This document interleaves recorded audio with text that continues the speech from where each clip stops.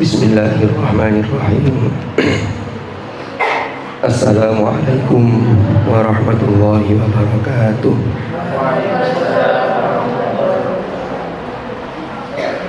Alhamdulillahirabbil alamin. Alladzi anzalal qur'ana fi syahri Ramadan hudan linnas wa bayyinatin minal huda wal furqan. Wassalatu wassalamu ala asyrafil anbiya'i wal mursalin Sayyidina Muhammadin wa ala alihi wa sahbihi ajma'in. Amma ba'd. Yang sama-sama kita hormati, yang sama-sama kita taati, pengasuh Pondok Bina Yatim Wasiyatul Mustafa Panjenenganipun Ustaz Muhammad Shalih Syarifuddin, yang saya hormati Ustazah Lilis selaku koordinator tahfidz dan juga jajaran ustazah yang lain. Ingkang kawula hormati Dewan Pembina Pondok Pesantren Wasiyatul Mustafa, ingkang kawula hormati para wali santri sedaya ingkang rawuh dhateng majelis menika, dan yang saya banggakan adik-adik semuanya yang alhamdulillah tadi sudah melaksanakan prosesi wisuda dengan menerima syahadah sesuai dengan kategori masing-masing juz. Mudah-mudahan kalian semua ditakdir oleh Allah benar-benar menjadi hamalatil Quran, menjadi ahli Quran, ahlullah khasatuh. Para hadirin dan hadirat rahimakumullah, para wali santri yang hadir di majelis menika, puji syukur kita haturkan kehadirat Allah Subhanahu wa taala karena di sore hari ini kita ditakdir oleh Allah untuk menghadiri acara yang luar biasa, yang insya Allah dan kula yakin mendapatkan keberkahan dari Allah Subhanahu wa taala. Karena acara kita pada sore hari ini adalah untuk memberikan persaksian sekaligus memotivasi adik-adik kita, anak-anak kita ini untuk tumbuh menjadi generasi Qur'ani, yang itu dimulai dengan keakraban dengan kalamullah, yaitu dengan menjaga Al-Quran. Maka ini harus kita syukuri bersama. Salawat dan salam semoga tetap terlimpah curahkan kepada junjungan kita Nabi besar Muhammad sallallahu alaihi wasallam, yang mana beliau adalah contoh nyata Al-Quran berjalan. Jadi akhlak beliau, etika beliau, apa yang beliau contohkan, itulah sesungguhnya ajaran Al-Quran yang harus kita teladani. Sehingga Sayyidah Aisyah ketika ditanya bagaimana akhlak Rasulullah, jawabannya singkat, kana khuluquhul Quran. Akhlak beliau itu adalah Al-Quran. Mudah-mudahan kula lan panjenengan sedaya khususipun anak-anak kita, ya apalagi yang tadi mendapatkan syahadah, ini benar-benar tumbuh menjadi generasi Quran yang berakhlak, meniru akhlaknya Rasulullah sallallahu alaihi wasallam. Para hadirin dan hadirat rahimakumullah, pertama saya ucapkan selamat atas capaian yang dicapai oleh masing-masing ananda, karena tidak semuanya memperoleh capaian-capaian itu. Tadi ada yang sudah mendapatkan syahadat juz 27. Berarti kalau juz 27 kan saya tanyakan kepada Ustaz Mahendra, itu berarti juz 30, 28, 29 sudah. Mudah-mudahan bisa terus terjaga sampai kita menghadap kepada Allah. Lalu ada yang syahadat juz 30. Ala kulli hal, kalau yang hari ini syahadat juz 30, juz 27, mudah-mudahan nanti kalian akan sampai ketika tulisan itu dibalik.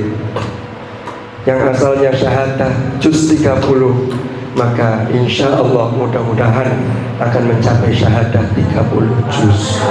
Dan itu hafalan menjadi seorang hafidh yang mutqin atau hafidh yang mutqin. Amin ya rabbal alamin. Para hadirin dan hadirat rahimakumullah. Lalu yang kedua, saya ucapkan juga selamat kepada orang tua yang hadir atau orang tua yang tidak sempat hadir karena memang ada acara lain atau karena memang sudah berada di alam lain. Tapi yakin jika putra-putrinya mendapatkan syahadat ini, beliau-beliau yang di alam sana ini pasti menyaksikan, dan itu menjadi satu kebahagiaan tersendiri. Dan kepada para orang tua kami ucapkan selamat. Terus panjenengan mendoakan, panjenengan tirakati putra-putra panjenengan ini. Mugi-mugi nopo ingat kados hajat khususnya terkait dengan Quran ini, mugi-mugi diijabah oleh Allah Subhanahu wa taala. Para hadirin dan hadirat rahimakumullah, sore hari ini di tengah-tengah acara syahadah tahfidzil Quran Pondok Inayatin, ini cabang dari Darul Judi yang di sini namanya Wasunyatul Mustafa. Kita akan sedikit mengupas terkait dengan Al-Quran. Kenapa sih kok orang itu punya kewajiban menghafal Al-Quran? Apalagi ini kita di bulan suci Ramadan, yang mana bulan suci Ramadan itu kita tahu bahwa di bulan suci Ramadan ini Allah nyatakan syahrul Ramadan alladzi unzila fihil Quran hudal linnasi wa bayyinatin minal huda wal furqan. Yang pertama, saya ingin mengangkat salah satu riwayat hadis. Ini ada riwayat dari Abdullah ibnu Amr ibn al-As radhiyallahu anhu, dan ini dikutip oleh Dr. Haji Muhammad Afifuddin Dimyati atau yang dikenal dengan Gus Awis. Itu ketika memberi pengantar di dalam kitab Fathul Mannan fi Fadhailil Quran. Dawuh yang dikutip itu ngeten: alaikum bil Quran fata'allamuhu wa 'allimuhu abna'akum fa innakum anhu tus'aluna wa bihi tujzaun wa kafa bihi wa'idha liman aqala. Yang artinya adalah alaikum bil Quran, kalian harus benar-benar wajib atas kalian ngugemi Quran. Makanya di sini ungkapan dalam bahasa Arab itu cukup dengan alaikum bil Quran. Di dalam bahasa Arab ini para rawuh, para bapak, para ibu hadirin dan hadirat rahimakumullah, para santri sekali, itu bi itu punya makna yang sangat kuat. Ada ulama yang menafsirkan atau memahami bi itu menunjukkan waktu, menunjukkan makna ilsaq. Ilsaq itu menempel. Makanya ketika kita mengucapkan bismillah itu didahului dengan bi, dengan menyebut nama Allah. Sehingga harapannya selama yang disebut itu ada nama, ada Rasulullah, Allah Subhanahu wa taala kan sifatnya kekal. Maka kita berharap apapun pekerjaan yang kita lakukan ataukah sesuatu yang kita bacakan bismillah itu senantiasa mendapatkan kucuran rahmat Allah. Nah ini alaikum bil Quran, panjenengan wajib ngugemi Al-Quran, berpegang teguh terhadap Al-Quran. Caranya apa? Pertama, yang paling dasar, yang paling utama niku adalah kita ini harus bisa membaca Al-Quran dengan baik dan benar. Kalau yang sudah tahfidz tadi, niki insya Allah dari sisi bacaan sudah beres, sudah standar sesuai dengan riwayat. Ya, tinggal kemudian menghafalkannya. Makanya menghafalkan kemudian disetorkan kepada guru-guru tahfidz, yang guru-guru tahfidz itu juga bersanad punya guru ke guru terus sampai sambung kepada Hadratul Rasul sallallahu alaihi wasallam. Pada dasarnya Sejak Al-Quran diturunkan niku para rawuh sedaya, niku Al-Quran itu turunnya dengan hafalan. Tulisan ketika itu hanya untuk membantu hafalan. Karena memang Rasulullah ini kan tentunya sudah tahu dan sudah diberitahu oleh Allah, ini nanti akan datang satu generasi. Yang generasi ini pasti nanti membutuhkan catatan itu. Makanya Rasulullah itu berpesan ke sahabat, la taktubu anni syai'an ghairal Qur'an. Jangan tulis dariku sesuatu kecuali Al-Quran. Jadi yang boleh ditulis ketika itu hanya Al-Quran.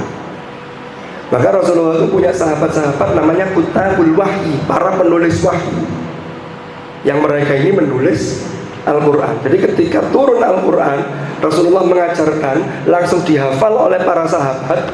Nah, sahabat yang penulis wahyu ini menulis untuk apa? Membukukan, tapi belum menjadi satu mushaf. Ya, ini cikal bakal. Karena nanti ketika pembukuan Al-Quran, ini termasuk salah satu syarat yang disyaratkan oleh panitia, yang diketuai oleh Zaid bin Thabit, yang ditunjuk oleh Khalifah Abu Bakar As-Siddiq. Jadi ada bukti tulisannya. Tapi sahabat ini menghafal. Rasulullah mengajarkan, lalu kemudian ditirukan. Sama ketika Jibril mengajarkan kepada Hadratul Rasul. Ya. Maka dibacakanlah. Sebagaimana di dalam surah Al-Qiyamah Allah berfirman. Jadi suatu ketika Rasulullah itu ketika diajari Jibril, Rasulullah itu agak tidak kanten. Nah, kanten ini apa? Mau cepet-cepet. Turunlah ayat dalam surah Al-Qiyamah, la tuharrik bihi lisanaka litajala bihi inna alaina jam'ahu wa qur'ana fa idza qara'nahu fattabi' qur'ana thumma inna alaina bayana. Makanya ini pelajaran bagi kita, adik-adik ini yang menghafal itu mbok tenang sal kesusu. Tidak boleh tidak sabar, harus sabar. Kadang-kadang kita itu menghafal itu antara satu orang dengan yang lain itu beda-beda. Ada yang membaca sekian kali langsung setengah hafal. Ada yang berkali-kali harus dihafal, no. Begitu maju mau disetorkan hilang mana? Opo kaitannya? Wonten kadang-kadang wonten. Ono sing ngapalno nek angel, tapi begitu hafal angel lali. Ono mana sing ngapalno nek gampang, tapi begitu gampang ngapalno gampang lali ini. Hati terus diluk terus lali mana? Ini ternyata satu dinamika yang indah sesungguhnya. Jadi ternyata Allah memberikan sifat kita lupa, termasuk dalam menghafal ayat-ayatnya. Itu rahasianya sesungguhnya besar sekali. Apa? Cek sampean deres, nek deres ganjarane tambah akeh. Makanya orang yang banyak deres, banyak membaca Al-Quran, banyak memurojaah, itulah orang yang betul-betul man qara'a harfan min kitabillahi falahu hasanatun wal hasanatu bi asyri amthaliha. La aqulu alif lam mim harfun walakin alifun harfun wa lamun harfun wa mimun harfun. Coba, tahu artinya ya? Apa artinya? Saya belum tahu artinya, adik-adik yang sudah syahadat tadi. Mohon maaf, suara saya agak serak. Dan panitia juga tidak menyediakan minum karena memang masih belum maghrib. Ya, saya tidak tahu ini mulai kemarin pagi itu, ya Allah, suara saya serak. Tadi malam imami tarawih itu sudah berat sekali, sehingga jadwal saya yang nanti malam itu harus diganti teman saya karena ini tidak memungkinkan. Nanti kasihan jamaahnya. Sopo ki wong sepuh umur 80 kok mami kan begitu nanti. Ya Allah. Tapi nek damel cerita-cerita ngeten iki otot-otot dhewe langsung saged. Nek damel imami itu diketaken lagune tambah beliau. Supaya kan niki. Itu istirahat. Nah, kita lanjutkan. Data selatan para rawuh sedaya. Sampai mana nih kau? Nah, semakin banyak kalian deres rek, maka ganjarannya tambah wakeh. Saat ini nih, tenjawi nih, kuatah metode menghafal cepat. Tapi ternyata setelah diselidiki, menghafal cepat itu bisa. Tapi kalau lancar secara cepat, hafalannya terjaga dengan cepat, kuncinya cuma satu, murojaah, deres. Ada orang adakan daurah 1 bulan hafal Quran 30 juz, bayarnya sekian juta. Wis gak usah mikir sing aneh-aneh. Sampeyan terus mempeng istiqomah di balen-baleni, itu insya Allah hasilnya nanti lebih maksimal. Daurah 1 bulan, hatam 30 juz tambahan nih, ziyadahnya 5.000 la salam wala kalam. Dikon maca siji kok kelagapan. Niku kejadian ngoten niku. Karena Quran itu bukan hanya statusnya sudah pernah hatam atau tidak, tapi berapa juz yang Anda hafal, berapa juz yang Anda terus, berapa juz yang Anda mampu membaca tanpa melihat mushaf, itulah nanti yang akan kita bawa menghadap kepada Allah Subhanahu wa ta'ala. Ini yang paling penting. Kita lanjutkan. Alaikum bil Quran. Jadi pesannya ini singkat, alaikum bil Quran. Makanya lanjutannya, fata'allamu, maka kalian ini belajarlah Al-Quran. Jadi belajar Al-Quran, nek pun sakit mocone dengan baik, hafalkan. Karena semua umat Islam itu punya kewajiban menghafal Al-Quran. Minimal surat Al-Fatihah. Tapi omong sese wong ngadep nang pangeran ning bondo surat Fatihah tok. Pok cike urip pirang tahun kan ngoten. Makanya orang itu yang tidak punya hafalan Quran sama sekali dalam rongganya, dalam dadanya, itu oleh sabda Rasulullah mengatakan kal baitil khorb. Napa kal baitil khorb niku rek? Kaya omah suwung, kaya omah sing boten wonten penghuninya.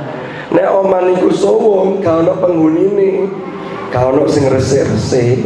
Nek ono sing bocor ya gak ono sing nembel genteni. Ini kok biasanya omah sing suwung niku cepet rusak. Makanya nek diisi kali Quran, itu berarti Anda mengisi jiwa Anda dengan hal yang paling terbaik di muka bumi ini, yaitu kalamullah. Nanti tujuannya cek sampean ngeramut. Ngeramutnya dengan apa? Deres, ngoten lho.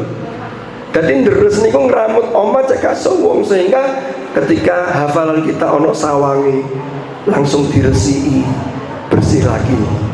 Ono nyantole diterus malih, insya Allah lancar malih. Dan terus itu ada strateginya. Nanti silakan konsultasi dengan pembimbing tahfidznya. Anak yang hafalannya 1 juz, 2 juz, 3 juz, yang sampai 30 juz, niku nanti strategi murojaahnya berbeda pendekatannya. Oke? Ini ada strategi-strategi yang harus kita laksanakan. Fata'allamu. Lek wis apalah. Apalane wis mari 30 juz. Soalnya tambahane mentok 3 juz. Wis gak usah nambah maneh lek wis 30. Masih jek bulan wis khatam 30 juz, sing mlaku jek 5 juz, sing 20 juz durung mlaku, tapi jenenge sampean wis khatam. Maka yang sudah pernah dihafal makanya namanya murojaah, masih ora rasa nambah. Dadi ono juz iku sing kadang-kadang murojaah rasane koyo nambah maneh. Ya, tapi mboten napa-napa. Tapi harus kita kejar. Jangan khawatir. Perjuangan kalian menghafal kalamullah nanti akan mendapatkan anugerah yang luar biasa di akhirat. Ya. Lalu lek wis mari Qur'ane wis diugemi, dihafalno, lancar, apalane lancar, maka jangan berhenti di situ adik-adik. Quran itu sebagai hudan linnas.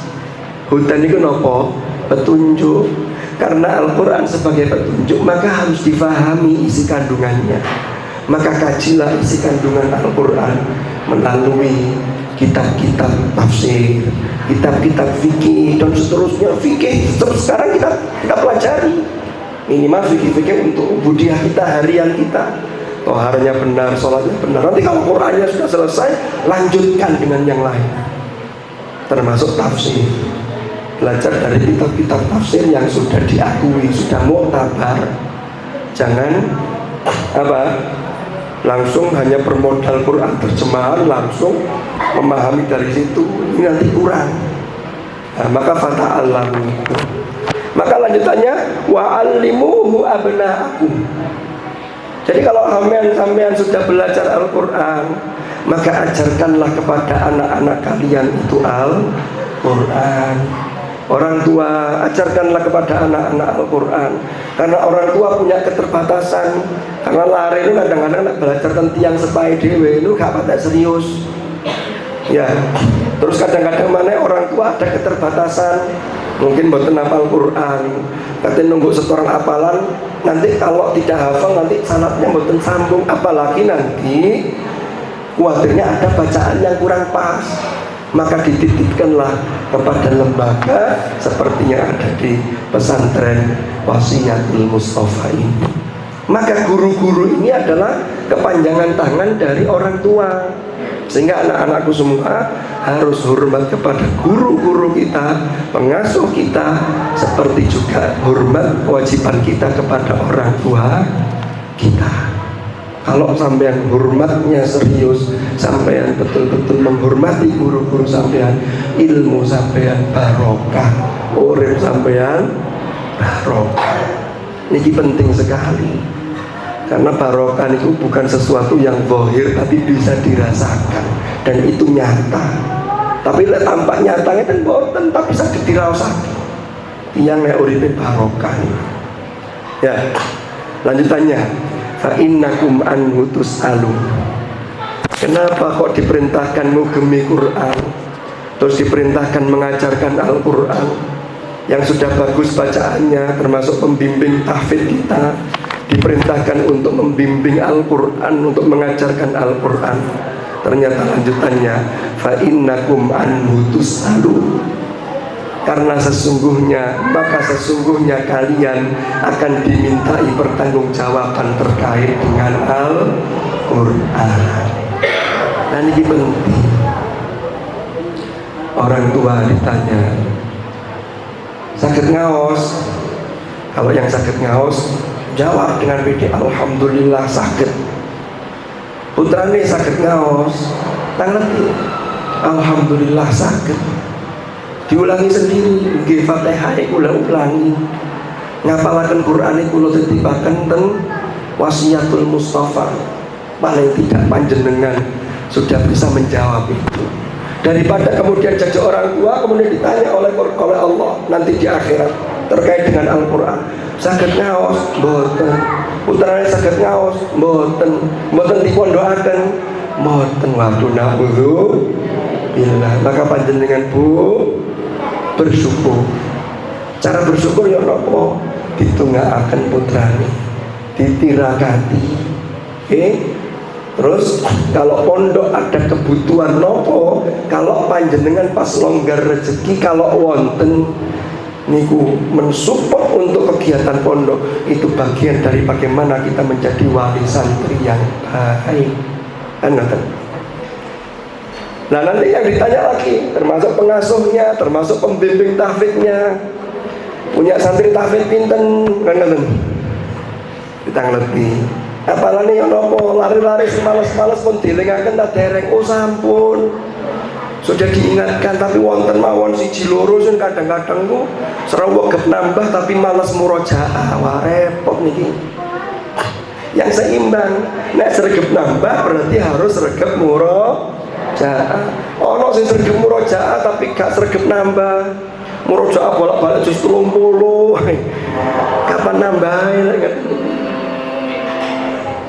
Nah nanti yang santri-santri ditanya juga, sampean sudah syahadah juz 27. Siapa tadi juz 27 tadi? Ini ya, ditanya nanti juz 28 masih lancar, masih di murojaah. Nah 29 nih. Jadi intinya ngeten adik-adik semua anak-anakku, Quran itu sampean harus total. Jangan berikan sisa waktu, tapi berikan waktu khusus. Nanti Al-Quran akan membuka dirinya untuk kalian. Bisa dipahami ya? Jadi bukan begini, saya nyantai dulu lah, nyantai, guyon, kegiatan lain, boleh longgar baru deres, boten. Tapi tentukan waktu dulu. Saya nambah hafalan saya jam sekian sampai sekian. Kalau sudah itu istiqomah, jangan mau diganggu dengan yang lain. Lalu jam murojaah sekian sampai sekian. Ya begitu. Kecuali kalau ada hal-hal yang urgent, ya, yang sifatnya memang penting mendesak, umpama pengasuh punya kerso apa, kalian harus mengikuti dawuhnya pengasuh. Tapi di luar itu, kalau yang kegiatan kalian sendiri yang tidak penting, umpama guyon yang terlalu berlebihan, maka ini jangan sampai mengalahkan deres kita terhadap Al-Quran. Wabihi itu jezaun, lanjutannya napa niki? Dan dengan Al-Quran kalian akan diberi balasan pahala. Jadi Quran itu, kalau kita lihat di hadis yang lain, Rasulullah dawuhnya, innallaha yarfa'u bihadzal kitabi aqwaman wa yadha'u bihi akharin. Sesungguhnya Allah mengangkat derajat beberapa kaum itu dengan kitab suci Al-Quran. Tapi ada kaum yang lain yang Allah rendahkan derajatnya itu dengan Al-Quran. Kalau kalian semua derusnya sregep, ngajinya sregep, setorane sregep, sinaune sregep, di pondok ikut kegiatan juga sregep, maka insya Allah ini nanti kalian akan termasuk orang-orang yang diangkat derajatnya dengan kitab suci Al-Quran. Lanjutannya, wa kafa bihi wa'idha liman aqala. Dan Al-Quran itu cukuplah menjadi nasihat. Bagi siapa? Bagi orang yang berakal, bagi orang yang mau menggunakan akalnya. Yang kedua, wa qala Ibnu Mas'ud tahu, la yus'alu ahadin an nafsihi ghairal Qur'an. Seseorang itu tidak ditanya tentang dirinya kecuali Al-Quran. Fa in kana yuhibbul Qur'ana fa innahu yuhibbullaha wa rasulah. Jika dia mencintai Al-Quran, maka sesungguhnya dia mencintai Allah dan Rasulnya. Jadi nanti itu seseorang itu tidak ditanya apapun kecuali Al-Quran, karena Al-Quran itu mengandung semua hal, termasuk sudahkah menjalankan apa yang diperintahkan oleh Al-Quran, apakah sudah menjauhi apa yang dilarang oleh Al-Quran. Itu semua adalah pertanyaan tentang Al-Quran. Kalau ada orang yang mencintai Al-Quran, berarti kalau mencintai itu ya setiap hari tidak mau jauh dengan Al-Quran, ngajinya, deresnya, melaksanakan isi kandungannya, kan begitu.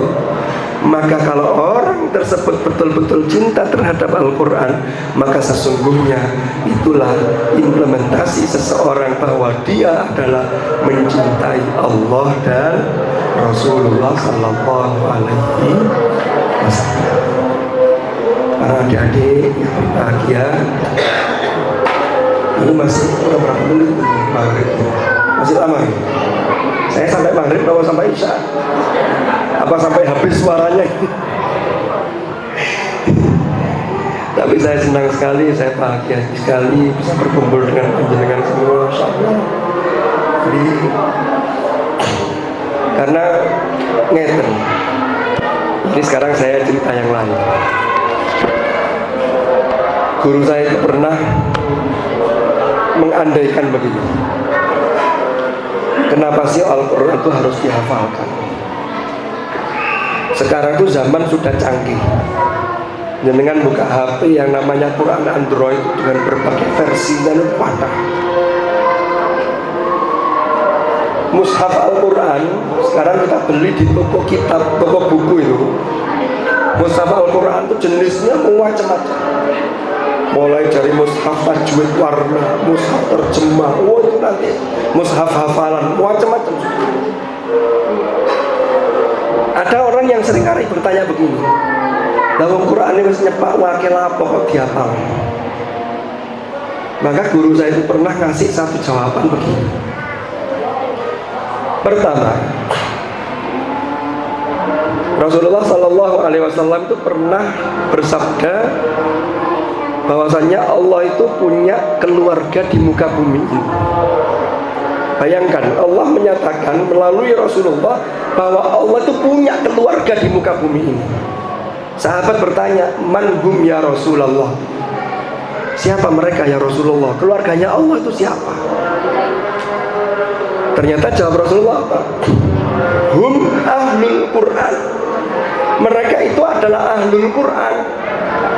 Ahlul Quran itu siapa? Ditegaskan lagi dalam sabda Rasulullah, hum ahlullah, ahlul Quran, ahlullah wa khasatuh. Jadi ahlul Quran itu adalah ahlullah, yaitu keluarganya Allah dan orang-orang pilihannya Allah.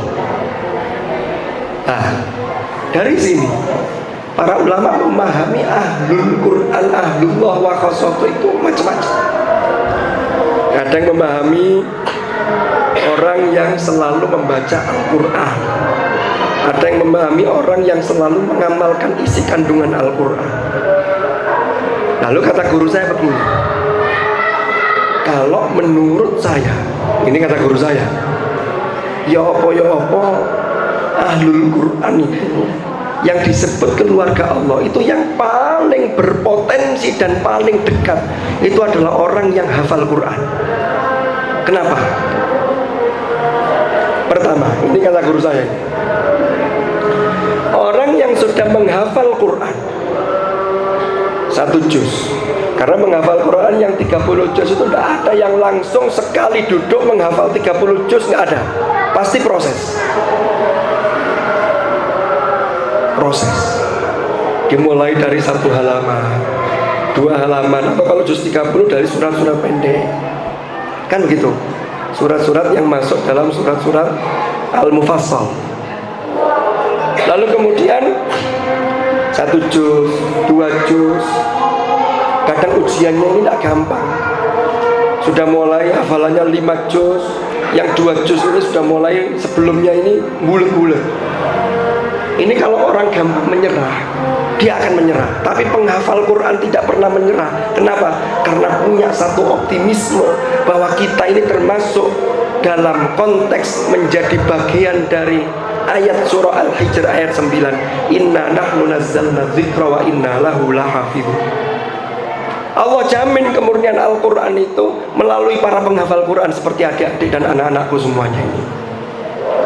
Nah, jadi orang yang punya hafalan Quran walaupun 1 juz, sampean ada satu amanah yang sampean rasakan yang tidak dirasakan oleh orang yang tidak menghafal Quran. Pasti itu. Kalau sampean tidak merasakan apa-apa, ini berarti ada sesuatu yang salah dalam diri kita. Minimal sampean punya hafalan 1 juz, 2 juz, 3 juz, 4 juz. Kalau ada yang tidak lancar, apalagi hafalannya hilang, itu sampean merasa sedih. Ya Allah, juz ini kok saya masih sulit sekali ya. Sampean merasa sedih. Yang bahaya tuh kalau juznya bulat, tidak lancar, sampean malah alas biasa. Ini bahaya. Berarti ada sesuatu dalam diri kita. Kalau sampean merasa ini amanah yang besar, maka itulah hal yang harus disyukuri. Kenapa? Karena dengan itu berarti ada dorongan untuk ngaji. Jangan sampai yang diterus itu hanya juz yang lancar saja. Kadang hafalan 5 juz, yang lancar 2 juz, yang belum lancar 3 juz. Nang dindi sing diterus mek 2 juz tok iki. Lah yang 3 juz kan kasihan. Jangan-jangan 3 juz ini ayat-ayatnya rindu dengan sambangan kita, rindu dengan kehadiran kita, lo gitu loh. Maka kita sambangi yang 3 juz ini. Ada strateginya. Yang kedua, jadi yang pertama, kenapa kok yang disebut ahlul Quran itu yang paling dekat keluarga Allah itu adalah penghafal Quran? Ini alasan yang pertama. Alasan yang kedua, sampean bayangkan sesuatu yang ada di dunia ini kan sangat bisa untuk musnah, karena tidak ada yang abadi. Kullu syai'in halikun illa wajhah. Ya, bayangkan seumpama cetakan mushaf Al-Quran di seluruh dunia itu terkena umpama seperti penyakit atau hewan yang memakan semua jenis kertas, sehingga tidak tersisa kertas sedikit pun. Lalu semua bentuk HP Android atau Apple atau komputer, semua file terkena serangan virus, hilang semua. Maka Al-Quran ada di mana? Al-Quran masih tersimpan di dada kalian. Bal huwa ayatum bayyinat fi suduril ladzina utul ilm wa ma yajhadu bi ayatina illa dhalimun. Surah Al-Ankabut. Jadi sampean yang menjaga itu. Yang ketiga, apalagi yang kedua tadi, kalau semuanya musnah, yang bisa ngaji siapa? Ya sampean-sampean yang sergap deres, yang hafalannya sudah terjaga dalam sudur kalian. Maka kalian lebih dekat dan berpotensi betul-betul menjadi ahlullah wa khassatuh. Yang ketiga, nanti itu ketika menghadap Allah di akhirat, ada hadis Rasulullah SAW yang matan hadisnya begini. Yuqalu li sahibil Qur'an, dikatakan kepada sahib Al-Quran. Sahibul Quran itu orang-orang yang akrab dengan Al-Quran ketika di dunia. Makanya disebut sahabat. Mereka itulah yang nanti mendapatkan syafaat. Iqra'ul Qur'an fa innahu ya'ti yaumal qiyamati syafi'an li ashabi.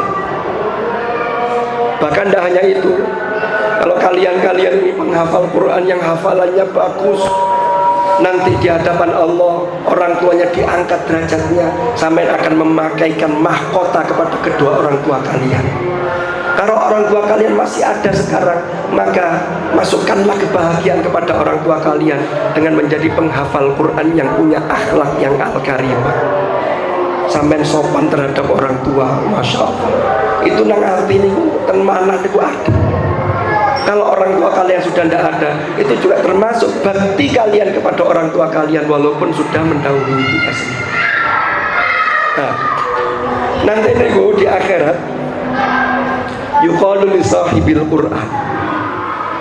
Orang yang sahibul Qur'an itu hafalannya kan macam-macam, bisa jadi ada yang 30 juz, ada yang baru 15 juz sudah wafat, ada yang baru berniat baru 2 juz sudah dipanggil oleh Allah, tapi selama hidupnya sergap deres, akrab dengan Al-Quran, maka ini akan semuanya termasuk sahibul Quran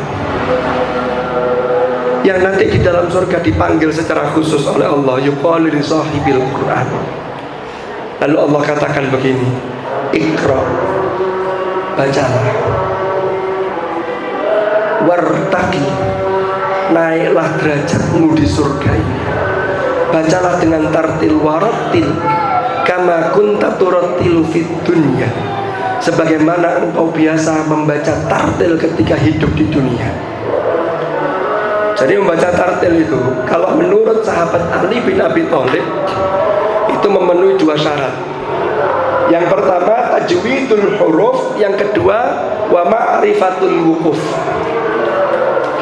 Sampai tajwidnya benar, makhorijul hurufnya tepat, sifatul hurufnya tepat. Karena ada huruf yang makhrajnya sama tapi sifatnya berbeda. Ya, lalu ahkamul hurufnya, bagaimana ketika hukum nun mati atau tanwin, bagaimana hukum mim mati, lalu bagaimana hukum mat, panjangnya berapa, itu ditaati semuanya. Lalu yang kedua kata Sayyidina Ali, wa ma'rifatul wuquf, ngaji itu harus tahu pemberhentian yang tepat. Karena salah pemberhentian jangan-jangan bisa merubah arti. Ini yang bahaya. Nah, kembali ke hadis tadi. Yuqalu li sahibil Qur'an iqra wartaqi warattil. Nah, tartilkanlah Al-Qur'an. Lanjutannya apa? Kama kunta turattilu fid dunya.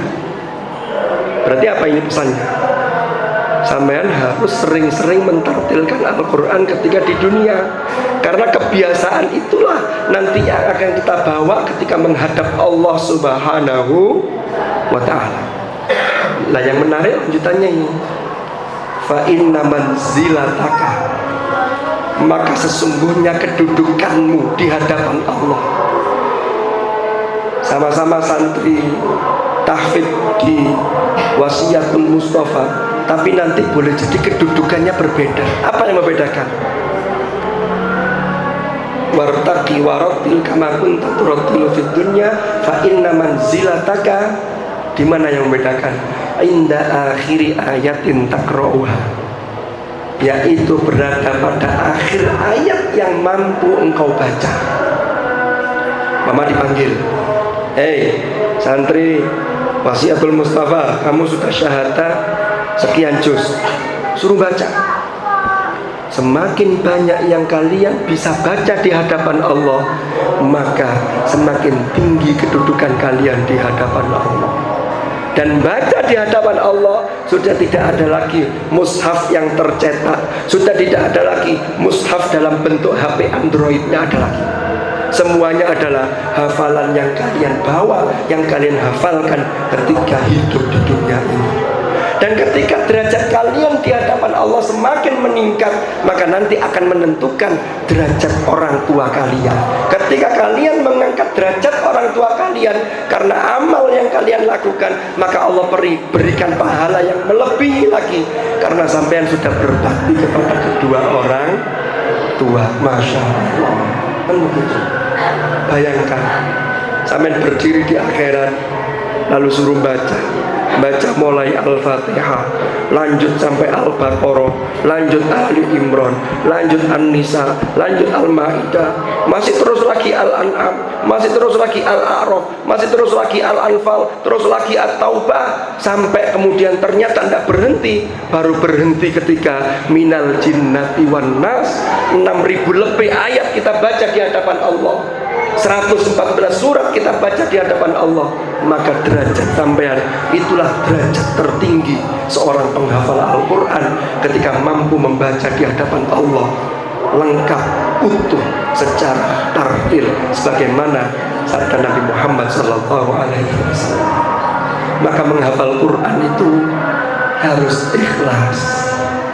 Kalau orang itu sudah ikhlas, ikhlas itu dari anaknya ikhlas, orang tuanya nggak ikhlas, gurunya nggak ikhlas. Kalau sudah ikhlas, berarti apapun yang terjadi harus dihadapi. Karena orang menghafal Quran itu mau jadi keluarganya Allah, itu tidak ada yang gratis, tidak ada yang semudah membalikkan tangan. Wong kita itu mau menjadi keluarganya orang yang terhormat saja kadang-kadang ada tesnya. Umama ada yang mau diambil menantu oleh pejabat, ditanya dulu, kamu siapa, dari mana, kan begitu. Lah ini bukan hanya pejabat, ini Allah. Sampai kalau mau jadi keluarganya Gusti Allah, Masya Allah. Kalau sampai sudah dianggap sebagai keluarganya Allah, maka jangankan yang kalian minta, yang tidak diminta. Bahkan ada hadis itu, kalau orang yang sibuk dengan Al-Quran, sibuk terus sehingga lupa untuk meminta kepada Allah dengan apa yang spesifik yang ia butuhkan, maka Allah pasti akan beri kepada dia yang terbaik dari apa-apa yang diminta oleh orang-orang yang memohon kepada Allah. Syaratnya apa? Qur'ane diopeni, Qur'ane diterus 4 juz, 2 juz, apalagi baru 1 juz, itu bukan akhir segala-galanya. 30 juz saja bukan akhir itu, tapi itu justru awal untuk bagaimana kita menggali isi kandungan Al-Quran yang tidak pernah habis untuk dikaji. Itulah aspek mukjizatan Al-Quran yang namanya aspek al-i'jaz at-tajaddudi. Lanjutkan, perjuangan kalian masih panjang. Jangan pernah menyerah, jangan pernah mentargetkan, ustazah, ustaz, saya menghafal 5 juz sajalah, cukup ustaz untuk menjadi modal. Enggak. Tekad itu jangan 5 juz. Tekadkanlah, minta kepada Allah melalui doa orang tua kita, melalui doa para guru-guru kita, termasuk pengasuh kita. Mudah-mudahan kita menjadi penghafal Quran yang talafina juz'an kamilan, 30 juz sempurna dan hafalannya mungkin. Itu yang kita harapkan, itu yang kita cita-citakan. Karena kalau itu sudah tercapai, bukan untuk sombong-sombongan, tapi kita menjadi pribadi yang berakhlakul karimah, menjadi salah satu penghafal penjaga kalamullah yang kedudukannya mulia di sisi Allah. Terus yang terakhir yang saya pesankan juga kepada anak-anakku sekalian, ya, kalian memang menghafal Quran, tapi kalau nanti pas pulang, pas di rumah, itu juga harus bisa menempatkan diri. Termasuk ketika di pondok, penghafal Quran itu memang deres itu kewajiban, tapi deres itu bukan satu-satunya kewajiban. Sehingga sampean kemudian ketika orang tua membutuhkan bantuan kalian, umpama di rumah kemudian tidak mau nyapu gara-gara apa? Saya tak deres. Padahal kadang-kadang itu ket nang gak deres. Begitu ketok wong tuane nyapu pura-pura deres, soalnya jaga nyapu. Lah ini jangan sampai. Seorang penghafal Quran itu harus bisa menempatkan diri dan harus tahu posisi diri. Artinya apa? Tahu unggah ungguh. Itulah akhlak-akhlak pribadi-pribadi Qurani itu begitu. Jangan sampai nanti pas waktunya kerja bakti ro'an saking sergap ngaji terus saya padahal kayak alasan gak gelem napa ro'an ya bahasanya apa di sini. Nah ini jangan sampai. Jadi kewajiban kita apalagi di pondok sama nanti di rumah nggih sami. Ya, itu yang harus kita bangun. Jangan sampai penghafal Quran itu maunya hanya dilayani. Jangan sampai. Kita ini sebagai pelayan. Pertama pelayan kalamullah. Kalau sudah pelayan kalamullah berarti kita khidmah kepada agama Allah. Maka kita melayani umat sampai nanti ada saatnya. Karena hidup di dunia itu gantian. Saya mungkin hari ini ditakdir oleh Allah di hadapan kalian, tapi nanti 20 tahun yang akan datang boleh jadi kalian yang akan mengisi di mana-mana. Santri mana? Santri alumni dari Tahfidz Bina Yatim Wasiyatul Mustafa. Itu sudah generasi nanti kalian. Maka itu harus disiapkan dari sekarang. Termasuk skala hal. Alhamdulillah di pondok pesantren ini sudah banyak kegiatannya, termasuk kegiatan-kegiatan yang bisa membangun karakter para santri. Jadi orang Qurani itu jangan hanya minta dilayani, tapi kalian harus mau juga melayani, karena sesungguhnya khidmah terhadap Al-Quran itu adalah pelayan Al-Quran. Saya kira itu yang bisa saya sampaikan. Mungkin nanti sambil menunggu maghrib bisa diisi dengan dengan yang kuat. Jadi saya mohon maaf mungkin apa yang saya sampaikan ada hal-hal yang kurang berkenan, dan saya mohon maaf sekali lagi. Ini karena di luar prediksi, di luar rencana. Saat Pak Hendra itu ya saya hari apa itu ya saya lupa. Itu sebelum suara saya serak itu. Saya sudah rencana itu, wah saya akan semangat. Ternyata kok sampai sini suara agak pas-pasan. Tapi bisa didengar ya. Mudah-mudahan bukan hanya bisa didengar, tapi bisa kita laksanakan apa-apa yang bisa kita petik dari apa yang saya sampaikan. Dan tentunya ini semua tidak lain dan tidak bukan atas perkenan dan izin Allah Subhanahu wa ta'ala. Mudah-mudahan manfaat dan barokah, dan semugi-mugi panjenengan adik-adik semua, anak-anakku semuanya betul-betul menjadi ahlul Quran, ahlullah wa khosatuh. Dan mudah-mudahan para guru, para asatid, termasuk pengasuh kita diberikan kesabaran, kekuatan di dalam membimbing putra-putri panjenengan semua, anak-anak kita semua di sini. Dan mudah-mudahan pengasuh kita tansah pinaringan sehat walafiat, tansah pinaringan barokah di dunia hatta akhir. Amin. Dan para orang tua yang masih bisa membersamai anak-anak kita, jangan lupa panjenengan tugasnya di dalamnya masing-masing mensupport dengan doa. Syukur-syukur ditambah kalian tirakat, ditambah kali pas bangun malam, pas sholat dahulu, dengan doakan. Ini efeknya luar biasa. Saya nih. Jadi sebuah pendidikan itu keberhasilannya itu ditentukan 3 hal. Anaknya sendiri, orang tua, dan tentunya pengelola atau pengasuh dan juga para guru yang membimbing putra putri kita. Mungkin di bulan Ramadan yang penuh barokah ini, di acara syahadah tahfidil Quran yang oleh Allah jelas menyatakan kitabun anzalnahu mubarak. Mudah-mudahan kita juga keluberan barokahnya Al-Quran, keluberan barokahnya syahrul Ramadan, sehingga kita menjadi pribadi yang semakin hari menjadi pribadi yang semakin baik, yang semakin meningkatkan ketakwaan kita kepada Allah Subhanahu wa ta'ala, dan kita menjadi orang-orang yang senantiasa dekat dengan kalamullah. Amin ya rabbal alamin. Ala hadhihi niyyah wa ala kulli niyyatin salihah wa ala ma nawaina wa ala ma nawahu as-salafus salih thumma ila hadratin nabiyil mustafa Muhammadin sallallahu alaihi wasallam wa alihi wa ashabihi al-kiram wa ila masyayikhina fi silsilah asani qira'atil Qur'an riwayat Hafs al-Asy'ari.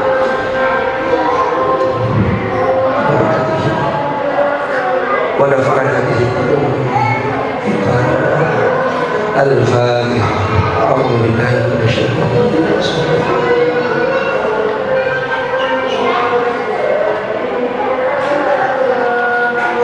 Sekali mugi kula panjenengan sampun usaha barokah manfaat dan rizqan wasi'an mubarakan halalan thayyiban. Bismillahirrahmanirrahim. Alhamdulillahirabbil alamin. Hamdan yuwafi ni'amahu wa yukafi mazidah.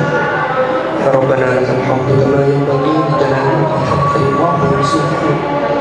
Allahumma shalli wa sallim ala sayyidina Muhammadin salatan tunjina biha min jami'il ahwali wal afat wa taqdi lana biha jami'al hajat wa tutahhiruna biha min jami'is sayyi'at wa tarfa'una biha 'indal a'la darajat wa tuballighuna biha aqsal ghayat min jami'il khairat fil hayat wa ba'dal mamat.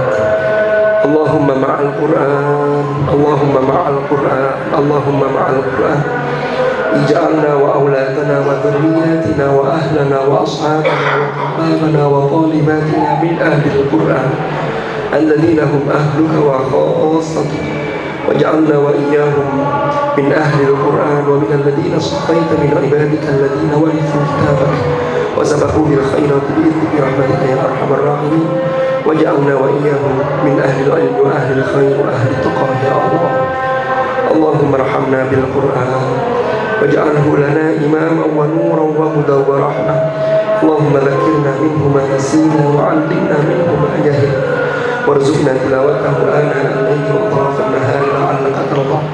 اللهم يا الله إنا نستودعك ما قرأنا وما حفظنا وما علمتنا فارده إلينا عند حاجتنا يا الله برحمتك يا أرحم الراحمين. اللهم اجعل اجتماعنا هذا اجتماعا مرحوما وتفرقنا من بعده تفرقا معصوما ولا تجعل معنا شقيا ولا محروما برحمتك يا أرحم الراحمين. وصلى الله على سيدنا محمد والحمد لله رب العالمين. الفاتحة.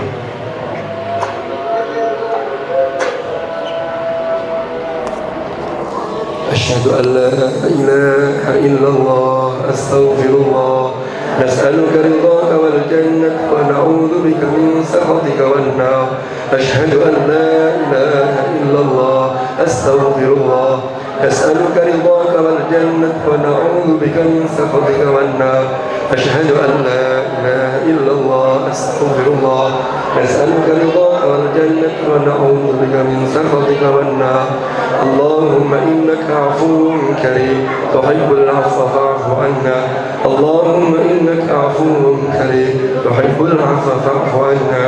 اللهم إنك عفو كريم تحب العفو فاعف عنا يا كريم. Mudah-mudahan maaf saya akhiri. Allahul muwaffiq ila aqwamit thariq. Wa Allah iyyakum ajma'in.